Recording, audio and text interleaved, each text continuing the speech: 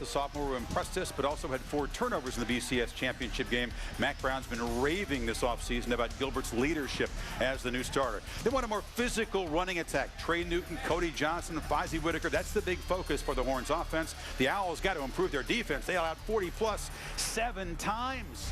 7 times. Now, Gilbert arrived to Austin with great credentials, won a couple of state titles at Austin Lake Travis. He was the national Mr. Football. He broke Graham Harrell's Texas yardage record in all-world career, so every reason to believe that Gilbert has all the goods to be a big star. Much more hype recruit, though, than Colt McCoy was. And Aaron, you spent some time with him. Now he's had an entire season to prepare to get ready for this opening game. 9 months as opposed to just a few minutes down there against Alabama. Well, first of all, there's no question that Garrett Gilbert has football in his blood. How about this stat for you? His dad, the only NFL player to be a member of 5 straight Super Bowls. He was a backup to Jim Kelly in the 90s and then also to Stan Humphries. Now, when you talk about Garrett Gilbert being thrown into that title game, he says he still dreams a little bit about it, that Bama defense coming after him. And despite that tough loss, he said the experience was so valuable. Colt McCoy dives into an offensive lineman. Colt is hurt. That means the untested freshman. That's Garrett Gilbert. Colt goes down in the game. What are you thinking at that moment? First of all, I looked up at the replay board, and I was trying to watch the replay, and all of a sudden all the coaches are screaming my name. I remember the look on his face, and I kind of looked at him and said, "Okay, ready?" And it was kind of like, well, yeah, but you mean I'm going in. Take us through that first huddle. I just remember my head was spinning, and I was probably talking 1,000 miles an hour.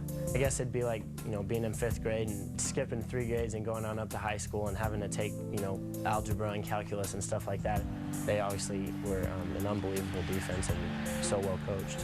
What are some memories from halftime? I mean, it was probably the quickest halftime ever in your life, right? We always got like peanut butter and jelly. Probably every other game during the year, I ate like 6 or 7 halves, and they were bringing them over to me, and I was get out of here. But I didn't touch any of the food, and I just remember thinking to myself, wow, what just happened? And then having to say, well, here comes another 30 minutes of it. Gilbert going deep down the middle, got a man, got tripped. Touchdown, Texas! The first touchdown that was scored, what did it feel like? I don't even know what I looked like after throwing it, but I remember just being, obviously so excited. I sprinted down to Jordan, and it just felt like a, kind of a huge monkey off my back, just being able to finally get something and being like, all right, now let's play. We talked about the high. Give me the low. What was the lowest point for you? I guess any point in that first half. Gilbert under pressure and intercepted. Not being able to find anything, feeling like most of it was my fault. And then as a team, just watching Colt after he'd worked so hard for that, and then after the game, just, seeing how disappointed he was.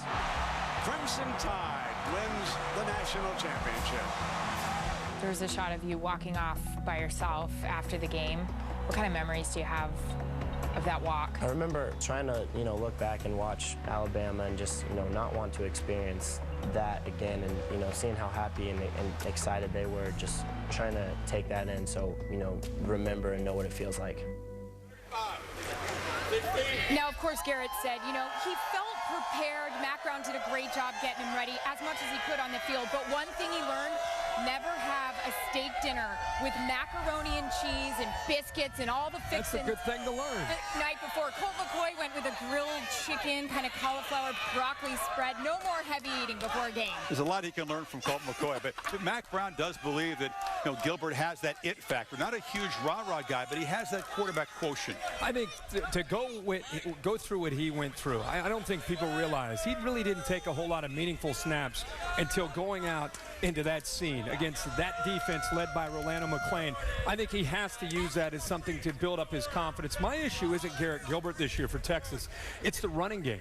Texas has not relied on running the football when they haven't had an athletic quarterback since going all the way back to Chris Sims back in like 2003, 2004 era. It's been a long time. So you take away McCoy or a Vince Young and that spread attack, and now you got to get more physical. If I have any issue about Texas is, can they be physical up front, and can they they run the football with Cody Johnson and Trey Newton to take some of the pressure off of the new quarterback, Garrett Gilbert. Yeah, Texas is just expected to maintain excellence. They just reload. You get UCLA, which has a good defense early. But then, of course, as a Texas quarterback, you're judged by the Oklahoma game. Absolutely. That's the game they remember against a very physical defense. Can't wait to see Gilbert in that first situation in the Red River rivalry. Yeah, and you're right. He's going to get a little bit of a challenge by UCLA, but at least there's a little bit of time to build some continuity and some confidence and really find an identity as an offense. Again, without that athletic quarterback, it's going to be different for Texas. And Landry We're Jones. not seeing number 12 there, though, Colt McCoy. You know, it is. But Garrett Gilbert, very calm, cool guy. Yeah. You know what's going to be weird? The alma mater, Florida, not seeing number 15 there. Oh, Tim God. Tebow, one of many